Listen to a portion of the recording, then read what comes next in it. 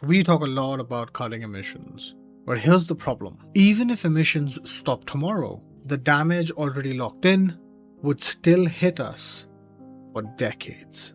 So adaptation is not optional, it's now survival. Adaptation is everything we do to live with climate impacts. It's heat action plans, flood protection, waste management, stronger buildings, or better public health. And it's the difference between a disaster and a bad day. But here is the uncomfortable truth. Adaptation is failing because the climate is changing faster than systems can keep up. The stark reality is this. Adaptation needs funding, a lot of it. The UN Environment Programme has warned for years that adaptation finance falls far short of what is needed, especially in developing countries. And here's the pattern.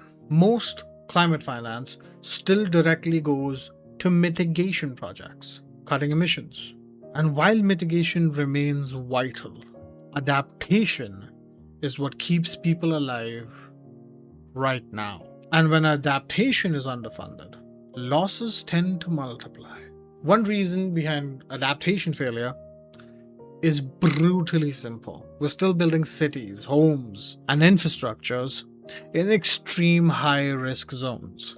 Risk assessment from the World Bank and disaster agencies repeatedly shows there is a growing exposure due to rapid urbanization in flood-prone and heat-prone areas. So even if hazards stayed the same, the damage would grow. But here's the real bender.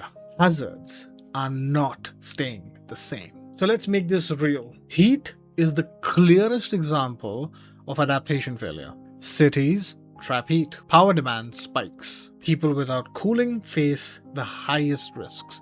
As a matter of fact, the World Health Organization and urban climate studies confirm extreme heat is a major rising public health threat. And here's the part we miss. Even rich cities struggle when heat becomes extreme. Now look at food. Our food system was optimized for efficiency, not resilience. The IPCC and the FAO identify climate extremes as key drivers of rising food insecurity and instability. Adaptation here is not just new seeds. It's water systems, it's soil health, it's diversification, but above all else, it's local resilience. And this is where things get serious. Some places cannot adapt, not beyond a certain point. The IPCC uses the concept of adaptation limits, meaning some risks become too severe to manage effectively,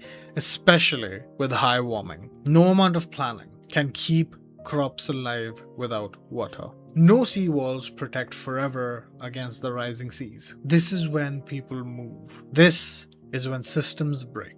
So adaptation is not just engineering, it's politics. Who gets protected first? Who gets the air-conditioned shelters? Who gets resilient housing? Who gets left behind? Equity risks in adaptation are highlighted across UNDP and IPCC reporting, time and time again. If adaptation is unequal, it increases injustice and instability. Now, a little bit of the good news. Adaptation can work.